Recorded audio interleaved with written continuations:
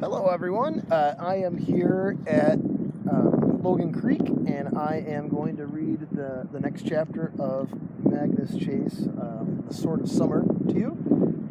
It's a beautiful day outside, and actually, after the chapter, I'm going to show you a couple of things happening around in the woods that are some of my all-time favorite little moments of the year, as far as nature goes. So, anyways, we're on Chapter 7. Chapter 7 is You Look Great Without a Nose. Really. Wow, Magnus, you're probably thinking, that was really stupid. Thanks. I have my moments. Normally, I don't go stepping into walls of flame, but I had a feeling it wouldn't hurt me. I know that sounds weird, but so far I hadn't passed out. The heat didn't feel so bad, even though the pavement was turning to sludge at my feet. Extreme temperatures have never bothered me. I don't know why. Some people are double-jointed. Some people can wiggle their ears. I can sleep outside in the winter without freezing to death, or hold matches under my hand without getting burned.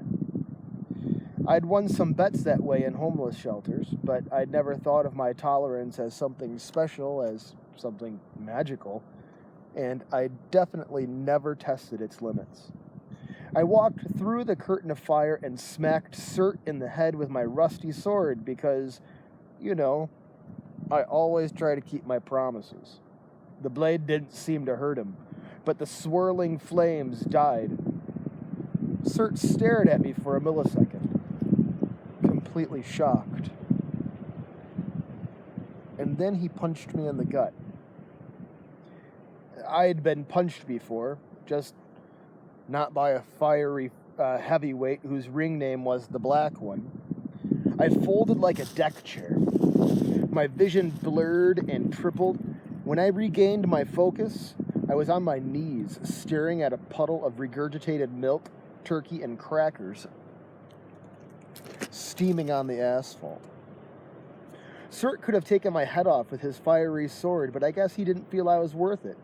He paced in front of me, making tisk-tisk sounds. "Feeble," he said. "A soft little boy.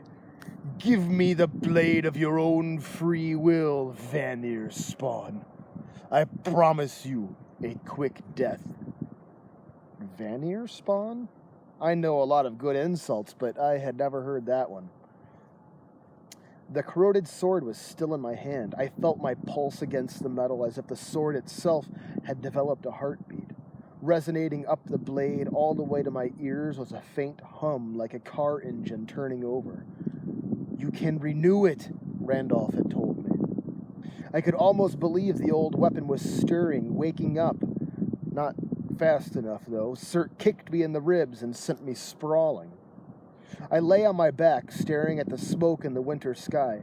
Cert must have kicked me hard enough to trigger a near-death hallucination.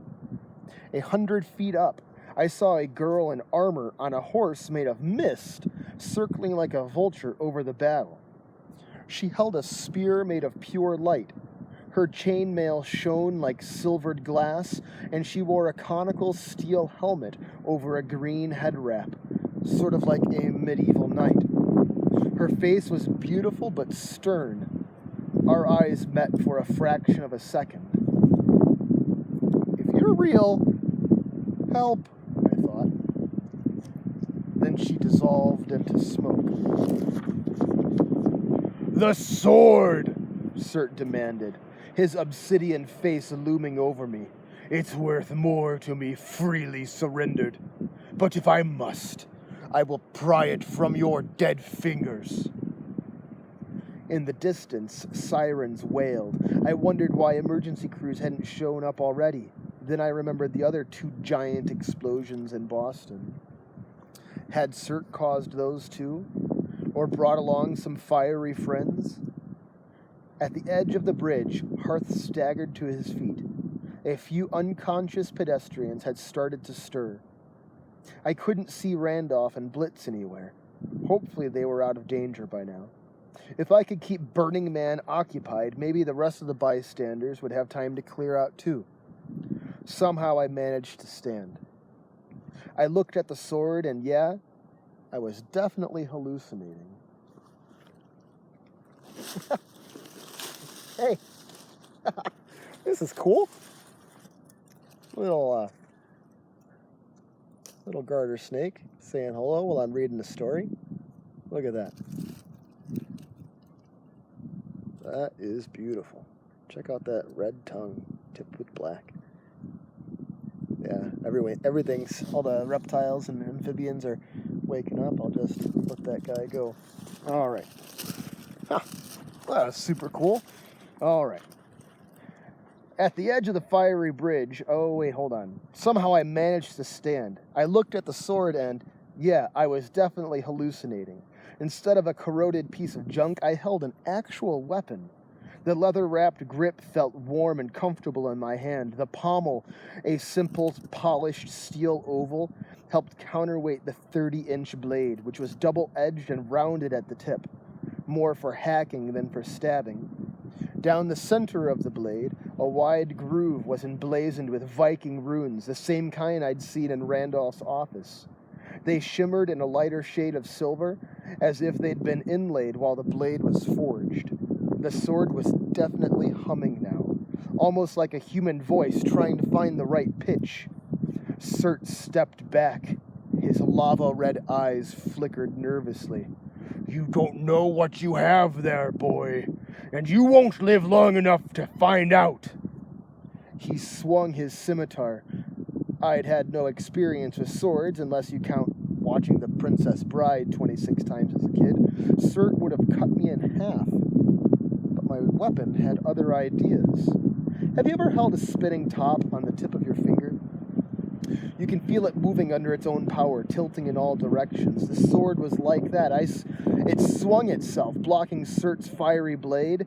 Then it spun in an arc, dragging my arm along with it, and hacked into Surt's right leg. The black one screamed. The wound in his thigh smoldered, setting his pants on fire. His blood sizzled and glowed like the flow from a volcano. His fiery blade dissipated. Before he could recover, my sword leaped upward and slashed his face. With a howl, Surt stumbled back, cupping his hands over his nose. To my left, someone screamed, the mother with the 2 kids. Hearth was trying to help her extract her toddlers from the stroller, which was now smoking and about to combust. "Hearth!" I yelled, before remembering that was no good.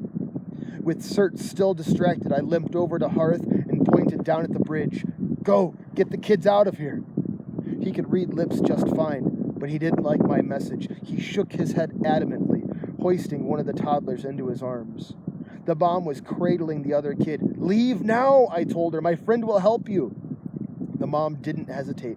Hearth gave me one last look. "This is not a good idea," is what that last look said. And then he followed her, the little kid bouncing up and down in his arms, crying, "Ah, ah, ah." Other innocent people were still stuck on the bridge.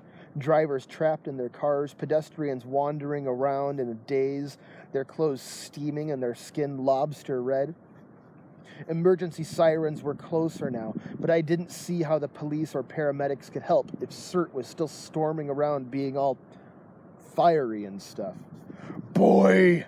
The black one sounded like he was gurgling syrup. He took his hands from his face, and I saw why.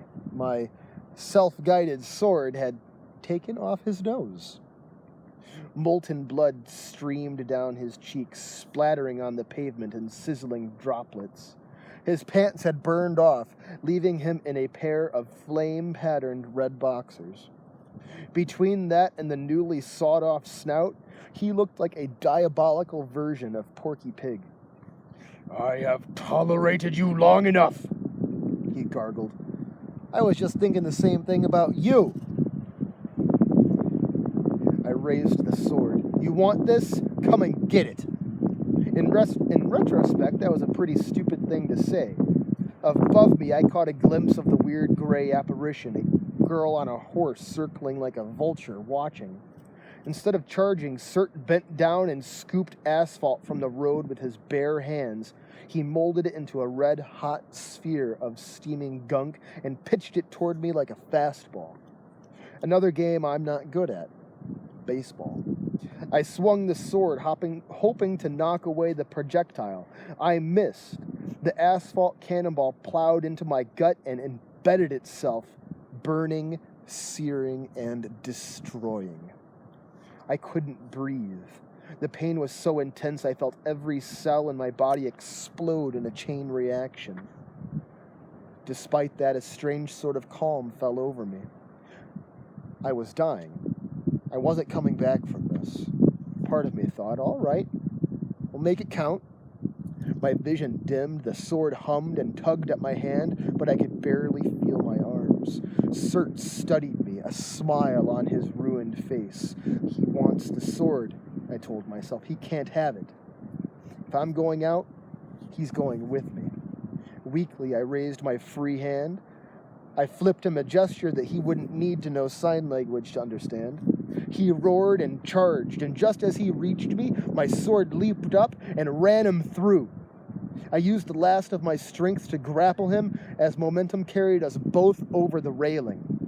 No! He fought to free himself, bursting into flames, kicking and gouging. But I held on as we plummeted toward the Charles River, my sword still embedded in his stomach, my own organs burning away from the molten tar in my gut. The sky flashed in and out of view. I caught a glimpse of the smoky apparition, the girl on the horse diving toward me at full gallop, with her hand outstretched. Floom! I hit the water. Then I died. The end. Well, actually, it's not the end, because it does go on to chapter 8. Mind the Gap, and also the hairy guy with the axe is chapter 8. All right, so my iPod is getting very close to dying. I'm really glad it didn't die during that chapter, because that snake visit was priceless. I wanted to show you a couple little plants that are growing out in the woods right now before I say goodbye. This plant right here, you see that pretty little flower? So that is that's a hepatica, and if I kind of dig around under the leaves a little bit, this little flower, it's really only find it in the very early spring when the forests are full of light like this. It holds on to its 1 or 2 or 3 leaves all year long, and by the time the flower starts blooming, they're in pretty rough shape. This is last year's leaf. Those last all through the winter. But one of the things I really like about these flowers, it's kind of hard for me to see. There we go. All right. Is the stems on them. I can't see. I had the camera reversed for the chapter, and now it's making this part difficult. There we go. Can you see the stems right there? They're very fuzzy. So that's hepatica. Kind of beautiful. So another plant that I wanted to show you out here. This is actually an edible plant. Note to self, well, yeah, you make a note to self. Don't ever eat anything out of the woods unless you're with your parents. They know what it is and they say it's okay. There's lots of stuff out here that can kill you if you eat the wrong thing. So, but this is not one of them. This is a relative of the onions. It's in the allium family, and it's wild leek.